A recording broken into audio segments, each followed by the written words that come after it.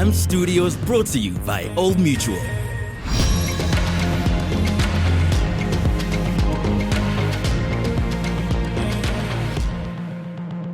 Hello everybody, and a warm welcome to Nasty C's Zulu Man with Some Power podcast series brought to you by M Studios by Old Mutual. Right now, I am coming at you guys from M Studios in Newtown, which is an incredible world-class facility that was put together by the good people at Old Mutual. As you can see, they've got a dope stage behind me with incredible lighting and a full PA system. There's a recording studio, a boardroom, and so many other facilities that you guys can use if you want to take your career to the next level. For more information, make sure you check out this website that is strapped below. Since the very beginning of his career, Nasty C has been a big thinker. He's always tried to do things differently, and that's probably why he's advanced to the international level where he is today. So to celebrate the release of his third album, Zulu Man with Some Power, he has called upon some industry professionals to break down what really happens behind the scenes in the music industry. So whether you're an artist, whether you're a content creator, whether you're an aspiring music manager, there's so much cool information in this series that you definitely want to check out.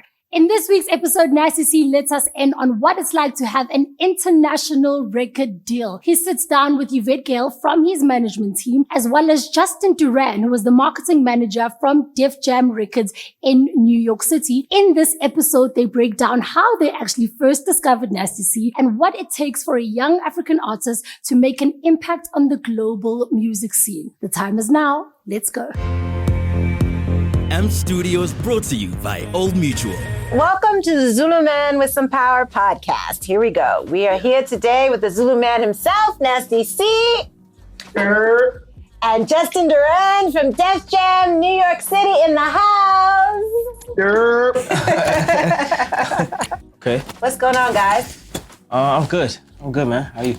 I'm good. Yeah. Everything's great. Up and early on my side for Junior.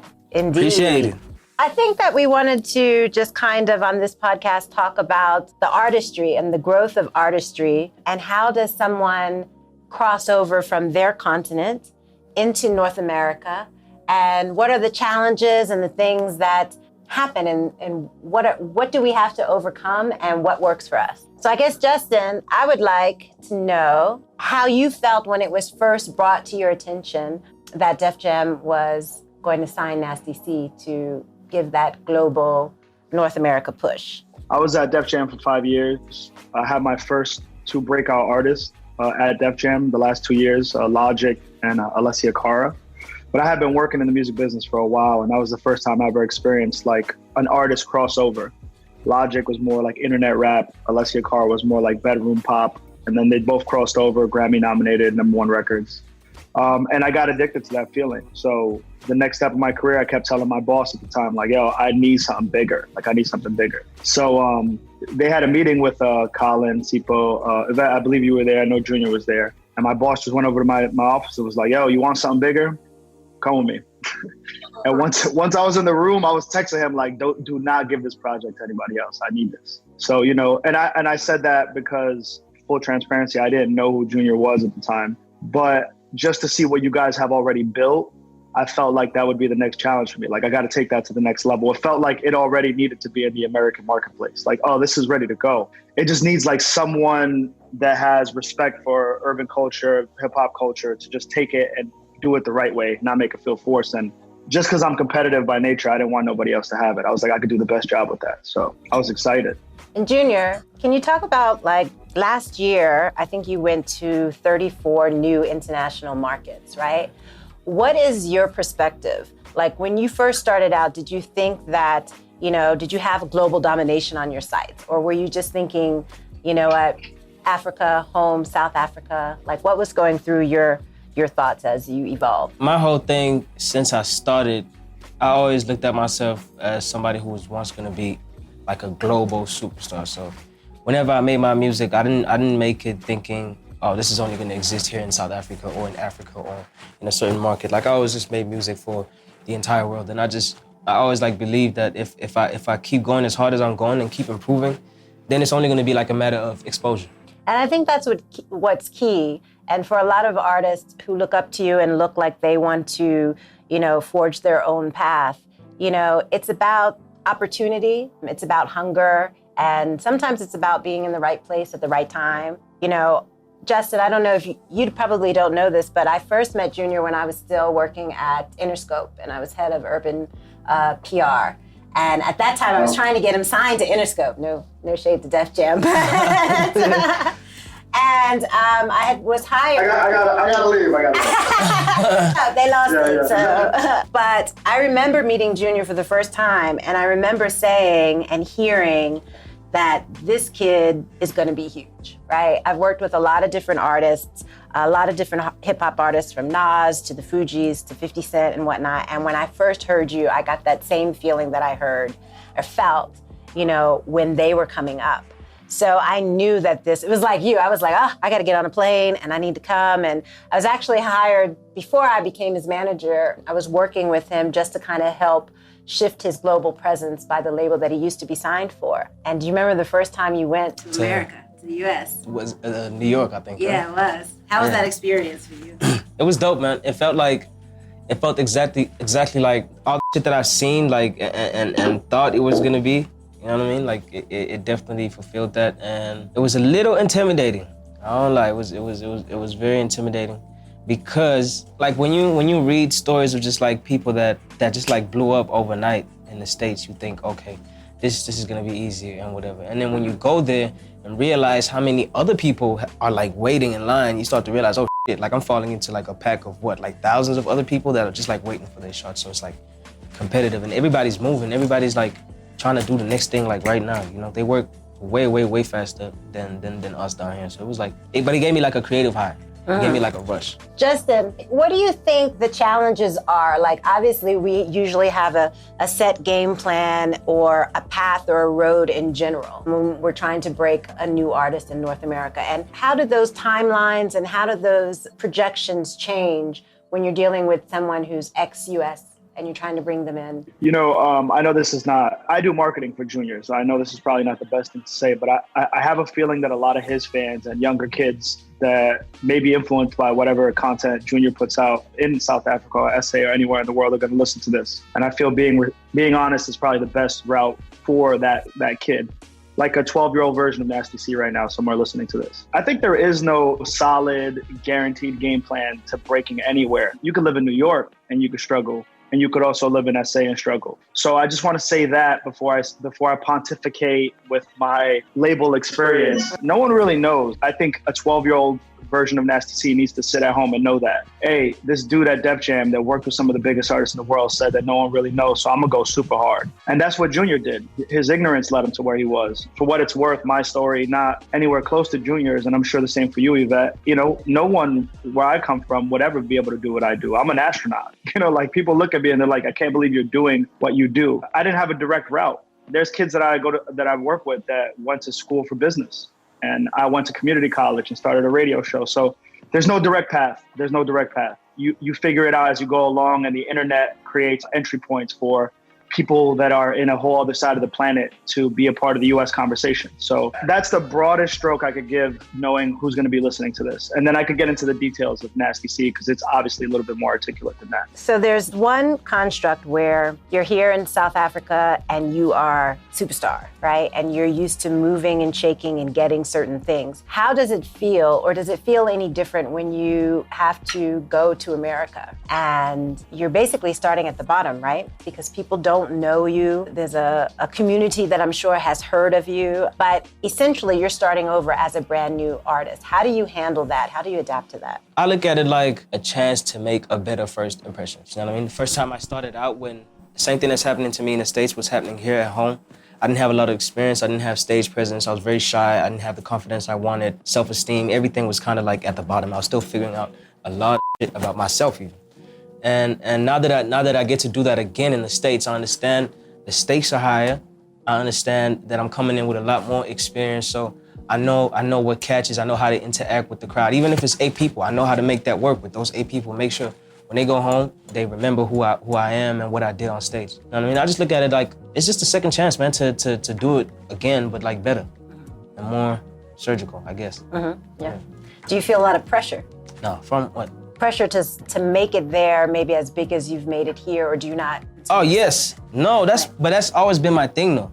It's sort of like, and more especially with hip hop, you haven't really made it until you make it in the States. When you make it in the States, it's like you made it everywhere else. Yvette, you had mentioned, what are the difficulties to breaking in the U.S. When I got the Nasty C project, I'm sure all his fans know we call him Junior. So if you hear both names, then that's the same person. The minute I got the Junior project, the minute I get any project, my job as a project manager and a marketer is to understand like the pros and the cons of the artist. The artist is brand new, then I have to focus on his skill set because that's the advantage he has. The minute Nasty C came in, it was like, how many followers does this dude got? How many views his videos got? This already took off. Now, I say that as a marketer, but the fan in me, like the kid in me is like, I know, and it's probably the same for you, Junior. I know a lot of, like where I'm from, to be the first on anything makes you the coolest. Like, if I'm the first one to wear a certain sneaker, if I'm the first one with a certain artist, like that is cachet for me. So the minute I got the project, I remember telling Colin and Yvette, like, our advantage here is that this is already happening. So the US market they're so arrogant. Like the US fan is so arrogant because we produce the most hip hop and pop music that when a new artist comes and we don't know about it and the momentum is kind of happening without us knowing, they like the front, like they already knew about it. Oh yeah, I've been knowing about Nasty C. So that was the advantage. It was the part of the marketing plan was like, how do we leverage his fan base, his audience, his momentum, and put it into these vlogs or these Instagram accounts and do a press run and videos where people feel like they're late. And the phrase is universal. It's FOMO. It's part of internet culture when you're fear of missing out. And I think that was a big thing for us. It's using Nasty C's momentum from outside and bringing it to the States and making people feel like they were missing out. So I think that's really important. You have to understand what advantages you have coming in. And if you don't have a fan base, I was preparing for this interview, Junior, and I was looking at all the dope artists in SA, and there was one kid, I don't know his name, I don't remember it off top, but like he came up on a few YouTube channels, like he's the fastest rapper in South Africa. And that was like the only thing I kept hearing, he's the fastest.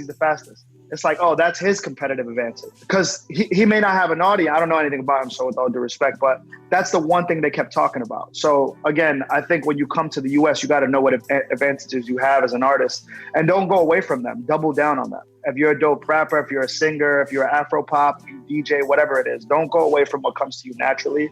Don't go away from what is your skill set. Don't try to adapt too much because you're going to get lost in the crowd. 1,000%. That answers a question that a lot of interviewers ask me regarding this similar topic, actually. When they ask me, now that you're making this move to the States or whatever, do you think that that's going to influence your sound and what type of music you put out? And that says it like best. Like, why would I take on something that's going to be harder for me to, you know what I mean? Like, instead of just using what I already am mastering. But I can say this, do you think, or I guess it's more of a question, do you think that the more that you're exposed to, because somebody may say, and I'm sure haters always try to find something to say, right?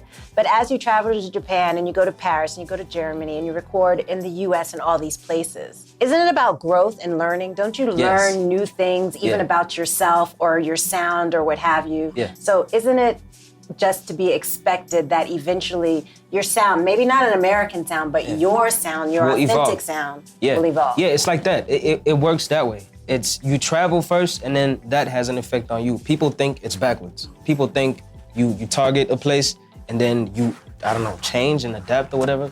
But it's actually what you said. It's the other way around. Yeah. Right.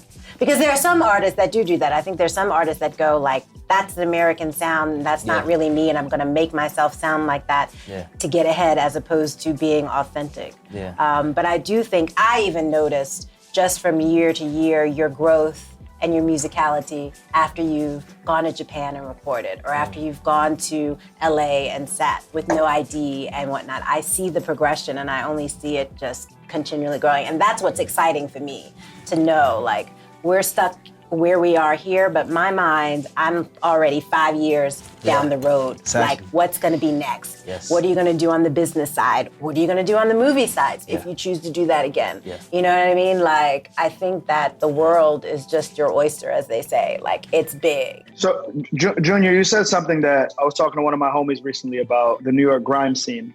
I'm sure you're familiar with it, Pop Smoke, Fabio Foreign, got a lot of younger kids coming up now. Yeah. I'm here, so like I have a personal bias towards the region that raised me. And to your point, Junior, history repeats itself, right? Like I went to school for marketing and communications, but all I wanted to talk about was hip hop when I was in school. And I did all my reports on hip hop culture. I obsessed over it.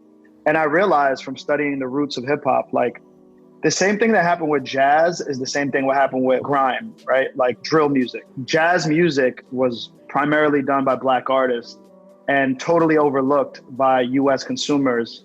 The UK took it, flipped it, and kind of turned it into rock and roll, what is known as rock and roll. And they sold it back to us in the US. And then we wound up riding their wave and we're buying the product that we originally had created, but we overlooked. There's no difference between that and what happened with drill in Chicago. It was a very niche-y thing, like Lil Durk, Lil Reese, Chief Keef. They created it, and I know those guys influential to you. But you would have to know about the culture to know that those guys were influencing music at a high level. Music with no rhythm, just kind of like these crazy young chop beats. And then it didn't blow up in the US, kind of went away. And then the UK took it and turned it into grime. And I'm sure people in the UK would debate that, but there's an influence there to grime music.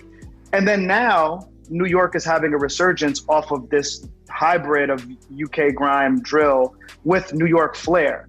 So I'm saying all that to say that if you take that same variable, Junior is obviously influenced by US culture, hip hop. His influences are Wayne, just like me, bro. Young Thug, T.I.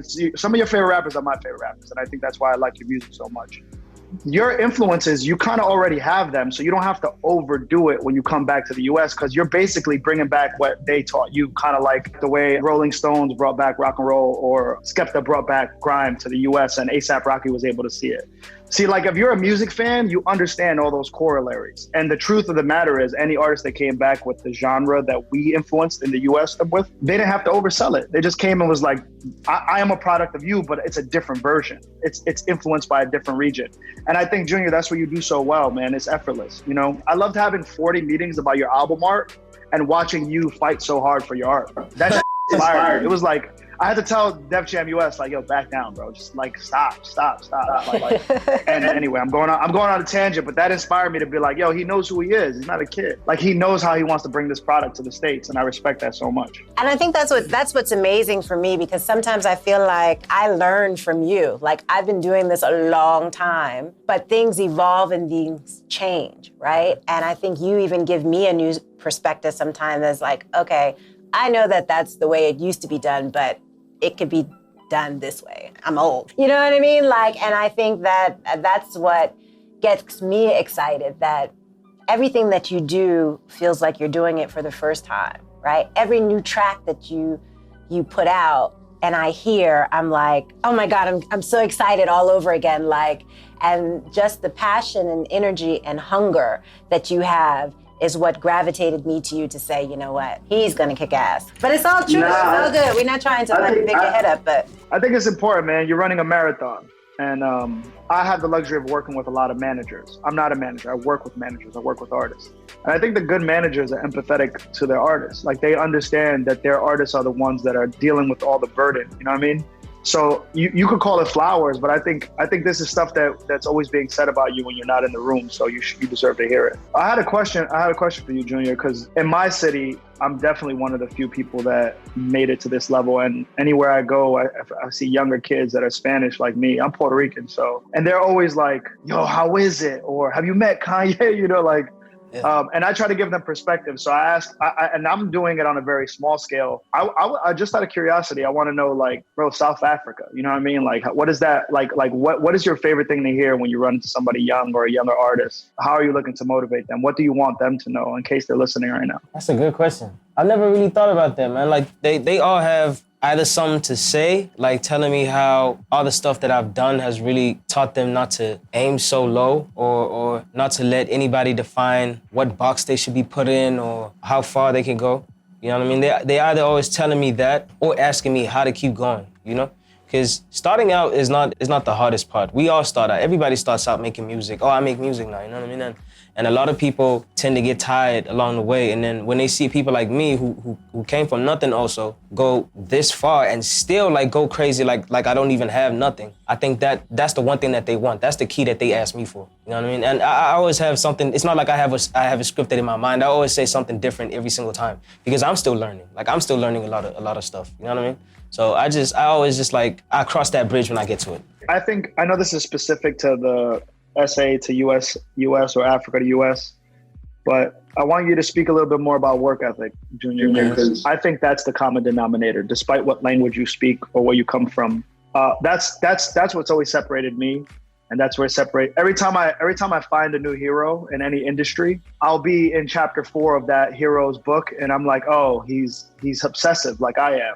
That's the common denominator. I think that's the most important thing. Yeah. Like, you can have talent and you can be the most talented person in the world, but if you don't have that grit and you don't have that hunger and you don't have that professionalism to know that the entertainment business is still a business. If you're not going to be straight about the business, you at least have to surround yourself with a whole bunch of people who are straight about the business to get the business done. And I think that's what people fail to realize, that they think that you're just going to go in the studio and make a dope record and it's going to come out and it's going to go to #1 and it's going to stop. No. How many interviews do you have to do a day that you hate doing?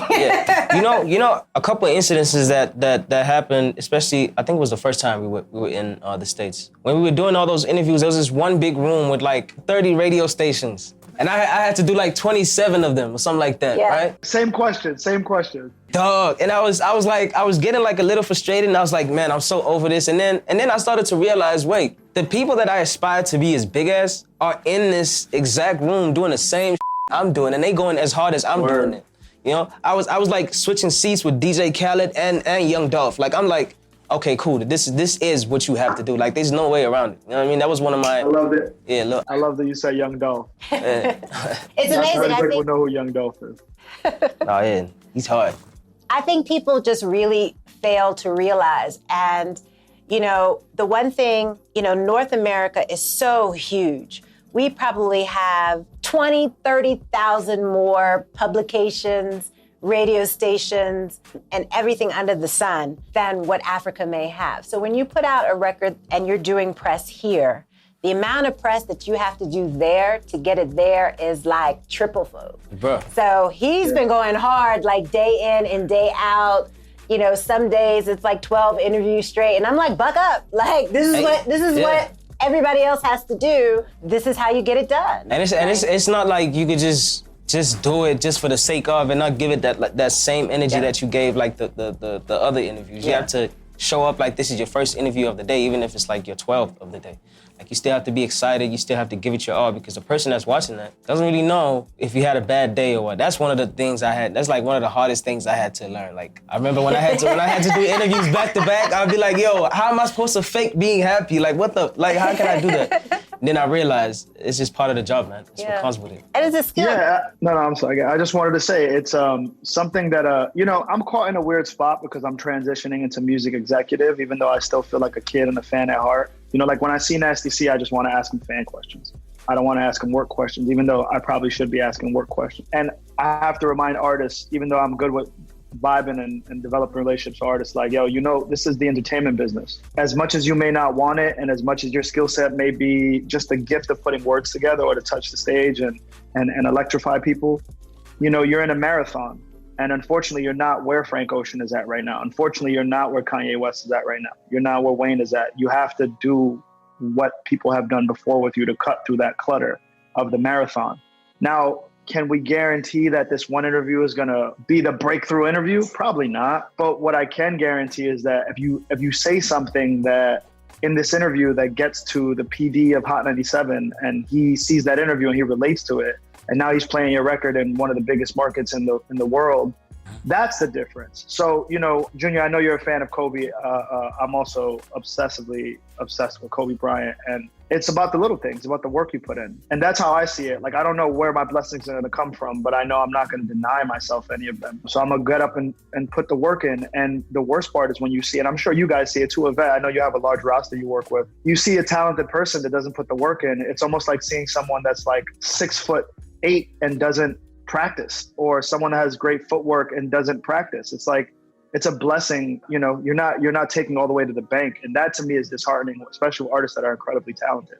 So, you know, Junior is a great example of an artist that is incredible at his craft, but has also recognized, I got to put the work in, even if I got to fake being happy, which is such a weird thing to say. Yeah. Hey, man. I wouldn't want to do it. So I commend you, man. Can I ask you a question? Working with me, right, for instance, when you guys present these ideas to whoever it is that you guys work with outside, like in the States, what's the one wall you guys always run into, like the most common one? You mean for as far as pitching you for stuff or pitching you? Yeah, but me specifically, considering that it's different with any other artist from the outside, because it might be like a language barrier or whatever. With me, considering the way I sound, the way I rap and everything. Well, I'll talk about it from a publicity standpoint, right? And in North America, we started years ago, right? When you started going over and introducing you to like Vanessa XXL and all the editors, whatnot. And people loved you right off the bat and love your music right off the bat too. But in America, it's also about chart numbers, radio numbers, and what have you, right? So the difference is there that it's a little harder to crack that nut to get a Rolling Stone feature until you have the numbers and the hits there. And they'll come to the table. I'm very confident that they'll come to the table, but that's like the biggest thing of starting off, because in my mind, yeah, in Africa, you're already a superstar. You already have 3 million. You already have a gazillion plaques and a gazillion awards and whatever. But in America, it's starting off. And so I also have to still keep in mind that all the artists that I worked with, and even the superstar artists, when we first started out, it was the same thing. It was the same thing of having to grind and keep sending information and whatever. The difference is, you know, a first-time artist coming up there is that I'm like, you have already done it in another continent, whatever, but I've got to bring it back and be like, okay, Rolling Stone, or okay, this magazine, or okay, late night television. We have to get to the numbers there, and we have to get to the radio numbers there and the chart numbers there to be able to justify, to be able to have those editors justify the spreads and the amount of real estate that they want to give you.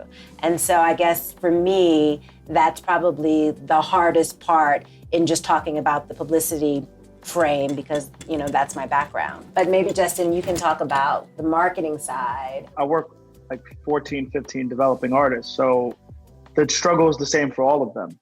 Going back to what I said earlier, it's a marathon. So how do you distinguish one artist from the other? What is the unique selling proposition that's going to make someone go, oh yeah, I know that dude, or oh yeah, he's dope, or he's the guy that does this? Nothing really difficult when it comes to you in terms of marketing, because like I said, fortunately and unfortunately, a lot of our business is being dictated by numbers. So good for you and your commitment to your core fan base that whatever we do, your fans gravitate to it. So even if you're on an IG Live with a DJ who has 4,000 followers and thinks he's the coolest guy in the world and he's just a DJ in Memphis, not that there's anything wrong with that. The minute he goes on live with you, his is flooded with flags and just like people, you know what I mean, fists, flags, and they have to respect that. So, you know, you do a good job with that. I think that's a unique selling proposition. The difficult part is, and I was trying to think of a good analogy, but you travel a lot, Yvette, I know you travel a lot. I remember going to Paris and looking at all the chocolates and the snacks in the airport and not knowing any of them. And just trying to find correlations between the photos and trying to see what felt like something familiar, so I didn't get something that I didn't necessarily want or would regret buying. And I think, you know, not to make it that minimal, but just to answer your question, Junior, I think as a marketer, that's what I try to figure out with all developing artists, and specifically someone like yourself. It's like, okay, what correlation can I draw between the consumer and this incredibly talented artist that they feel familiar with and not feel like they're risking anything, that they're clicking on that album, listening to at least 3 songs, watching one video on YouTube and letting the algorithm feed them 2 or 3 more videos. So I know once I get them in the door, they're going to buy something. Familiarity is important. We still have to break that in the US. Why would anybody want to listen to Nasty C when we have 50,000 other artists who are putting out music every week? Think about that. That's a massive number. Even you probably struggle with that. It's like walking down a movie theater and seeing all the posters and only looking at the posters that you know one of the actors in the posters. But I think that's something that the US consumer is an arrogant consumer, specifically when it comes to hip hop. We export the most hip hop. Why do we need Skepta? I don't get it. Why do we need Nasty C? Why do we need Drake? But same thing happened in basketball. Why do we need European basketball players? Those guys came in and reinvented the sport. So I believe that breath of fresh air from other markets outside of the US is reinventing hip hop. It's reinventing music. Drake reinvented our genre.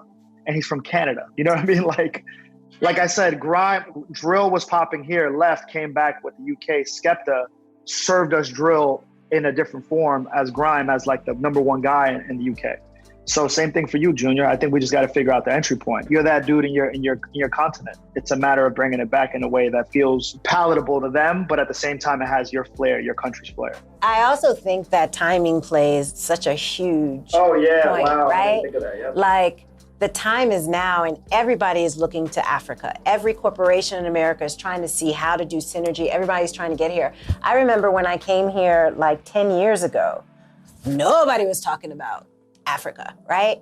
I didn't even know, 15 years ago, 10, 15 years ago, that even Universal Music Africa existed. And I spent 17 years at Universal Music. Like, how is that possible? Like, we don't know. And unless we're exposed, and really unless the global priorities change, which they have right about now, to be more inclusive and to import and export and have more collaboration, we're just getting to that point where society and the world is changing in general. And so I think you're gonna see more of it. We're just on the tipping point, and hopefully we'll just drive that sword straight through and open up some doors for people to come behind us. I was telling Junior right now, and especially with the song They Don't that he wrote, and the fact that he got on Seth Meyers, how many artists did I have who had #1 charting songs and things that I couldn't get on that show before I left? But you dropped something that was very pivotal in the moment, right? And it spoke to people, and doors opened, and doors will continue to open as we're in the right spot right now. Yeah, and I mean, Junior, you keep doing what you're doing. I think because I know you're competitive and I know you're always setting goals for yourself. Anytime you're in a room with someone from the US, they just got to be food, bro. You just got to look at that. Like, if you get on a record with somebody, you can't let them breathe. The way you were able to go with Keed and Got It, who are, a lot of people don't understand how elite what those kids do are. Like, their flow switching, their tonality, the last 4 bars in the Got It, where he kind of goes up in pitch, like, that's a skill those guys have. And the fact that you were able to come in and rock out with those guys and debatably have a better verse, that's the type of energy you got to come into every single situation on the US side, because you're going to be the new guy in school, and if you punch above your weight class, you're always going to look like, oh, well, we got to remember who that guy is. And I know you do that already, but that level of confidence for anybody that's not you and is listening to this is like, if you're going to be in the room with the people that are essentially in the market dominating the audience that you want, then you got to kill them. Drake killed everyone for 6 years straight. He was the goofy kid from Canada. Like, no one wanted to give him his credit, man. No one. I say that because I still feel that way about him. He's still the goofy dude from Canada, but he's a mega star, and that's because he don't let up. If he's on a record with Fabio Foreign and Pop Smoke, he's coming at them. If he's on a record with Bruno Mars, he's coming at him. If he's on a record with The Weeknd, he's coming at him. He's incredible. He respects the craft, kind of like Eminem. It's like a craftsmanship thing. And the same goes for artists that are coming from other countries. Kill your opponent. I mean, that might not be the best terminology for it, but you get what I mean. Yeah, I see. I get. But you have to have that kind of mentality. Wayne, I know Junior's a Wayne fan. Wayne did that 4 years. He bodied everything. Yeah. And at the end of the day, you're gonna have data nerds, you're gonna have label guys with the glasses going through numbers. That don't mean nothing. The fans dictate where things are going. Lil Baby destroys everything he gets on right now. That's why he's the #1 artist out. When Cardi had it, she destroyed everything. So, it comes down to the craft, and I think you do a great job at that, Junior. So, for you and anybody listening, that's what's going to separate people. That's why I was asking you that time we jumped on a Zoom, like, yo, are you interested in freestyling? Not because that's a thing people still do here, but you're great at it. So if you jump on a Flex or you jump on a Wu Kid and you destroy it, people got to pay attention. We got to force people to pay attention, because sometimes they don't even know what's good for them, especially US consumers. We're arrogant, man. I'm arrogant. I'm sure you're arrogant. Like, you just feel like you know everything already. And then when you get a new product, you're like, wow, I didn't even know this existed. What's going to make that moment, What's going to make the gatekeepers? What's really weird to me, and this is probably not the best thing to say as someone who works at Def Jam, but it's funny to me. Every time I jump on a Zoom with like a Nasty C, who I think is the coolest kid in his continent, and frosted tip dreads with the all white on, the jewelry, like, you're the epitome of cool. You're an entertainer. You're an artist. And we jump on these Zooms with these people who oversee like these DSP channels, like these streaming channels, or these DJs. And I can't help but to be like, yo, this kid is a lame. Like, how does he get to Don't get us in decide trouble. what is culture and what is not culture? Like, if this kid went to school with me, I would clown him. Like, this guy should not be in control of what gets played and what. But we don't get that choice. Yeah. So sometimes we got to prove ourselves to people who are not even worth being proven to. But at the end of the day, you just got to prove it to them. And that be the same kid that be with Playboy Cardi one year, and then he got a new rapper next year. But that kid don't have great taste. He's just a gatekeeper, and you got to get past the gatekeeper. So that's probably what makes artists feel uncomfortable. Like, you're a clown. Why am I performing for you? Or you're a clown. Why I got to prove anything to you? I know no one will say that, but I'll say it. It's cool. You can say that. For sure. Nah, yeah, Junior can't say that, but I'll be looking at them like, bro, how you get to be the guy? Like, I don't get it. And you just got to remove them with performance. That's the way I see it. Make it so, like Drake did, make yourself so undoubtedly great that no one could deny you that spot. What are your goals stateside that you feel like, all right, cool, I'm on another level now? What's some things that you're looking forward to that you want to accomplish on this side? I have one that I'm gunning for right now. Like, that's at the top of my list right now. It's to go platinum in the States. Platinum in the States. Yeah, because platinum here is different. Platinum here is way different. It's like, how much is it? I think it's 5. Is it 500? No. Platinum here? I'm sorry. I'm thinking gold in America is 500. Gold in America is 500. Platinum here is like 35. Yeah. Do you know what I mean? So, it's like, it's not even gold. It's not even half, not even a quarter. It's like, it's very low. But also it's like perspective. Yeah, I mean, that is definitely attainable. And I try not to speak about other artists in front of other artists, but I think this little story would be relatable to you, Junior, because Valee, V-A-L-E-E, he signed a good music. Kanye signed him. That, before I got your project 2 years ago, it's been like 3 years now, when they brought Valee in, I thought he was the coolest artist in the world. Like, I emailed my CEO, like, yo, I have to work this project. Like, there's no way you give this to anybody. Anyway, long story short, me and his manager got really cool. Kanye, Pusha T, like, they did records with him.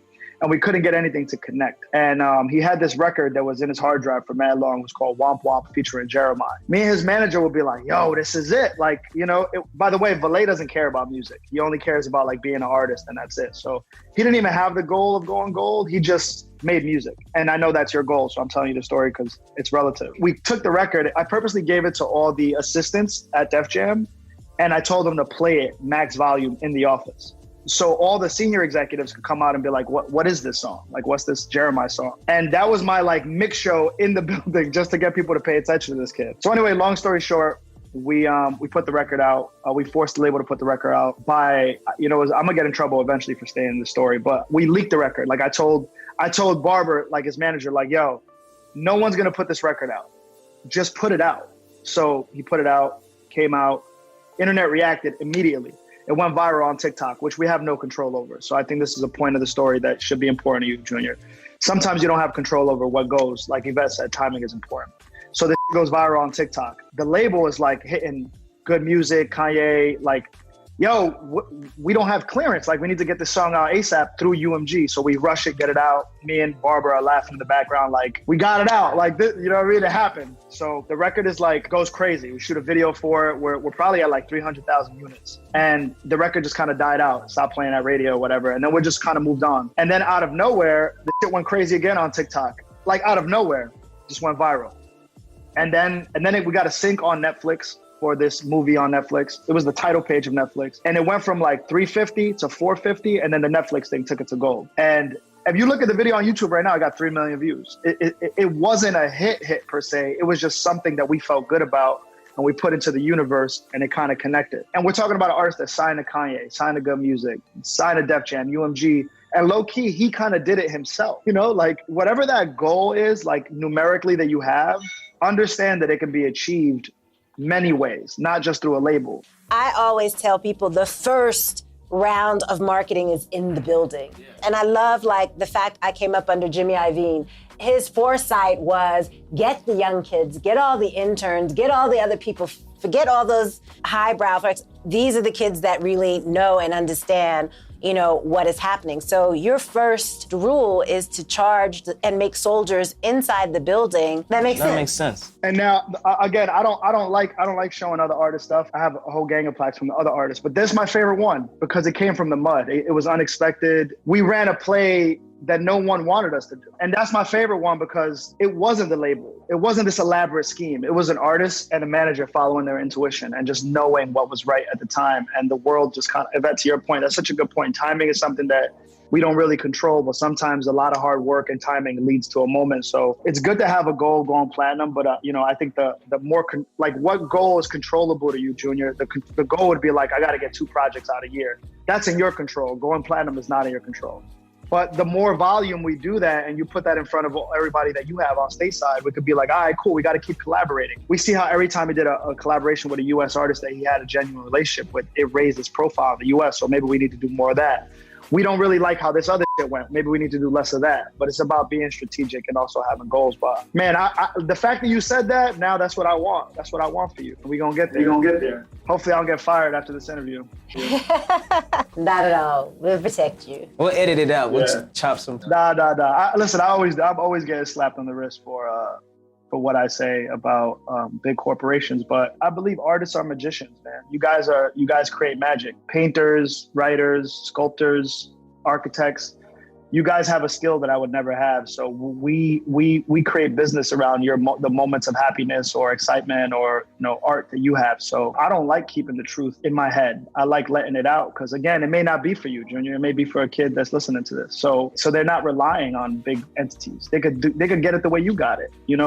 Your documentary, the mini doc that we did for you, that shit motivated me, man. It was like, wow, I cannot not work on this kid's music. I cannot not hustle because look how far he came. If you have access to the greater world through social media, you have an opportunity to build your fan base. So my advice as a marketer to anyone with no resources or minimal resources is, one of my OGs told me this back home where I'm from, start where you stand, like literally start where you're standing right now, and better tools and resources will be found as you go along. But don't not start, like just start now. And whatever platform, my last piece of marketing advice is like, whatever platform you have that is showing you positive feedback, double down on that platform. Like if it's TikTok, double down on TikTok. If it's Instagram, double down on Instagram. If it's YouTube, go hard on YouTube. In the earliest phase of your career, don't dilute yourself by trying to do all the platforms. Just find the one that's working most and just kill that one and then build onto other platforms. And that's my advice to anyone that's not Nasty C, that's starting brand new.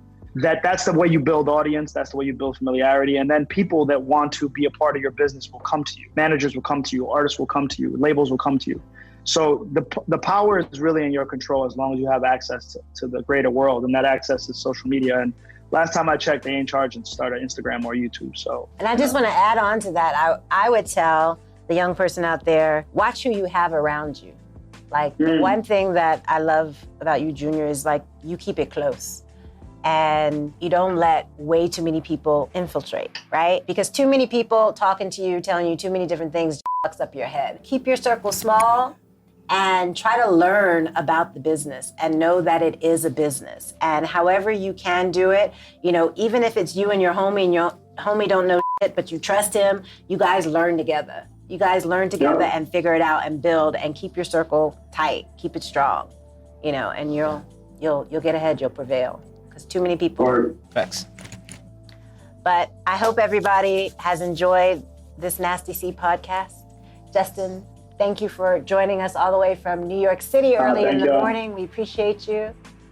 Junior, do you have any closing remarks? Yeah, just thank you guys. I learned a lot. Yeah, I'm excited. I'm excited, man, for everything that's gonna come. I hope you enjoyed that episode of Zulu Man with Some Power podcast series brought to you by M Studios by Old Mutual. If you want to find out more information about the facilities and resources that they offer or revisit some of their masterclasses, the time is now to visit mstudios.co.za. Music has changed. How it makes us feel never will. The time is now to visit mstudios.co.za.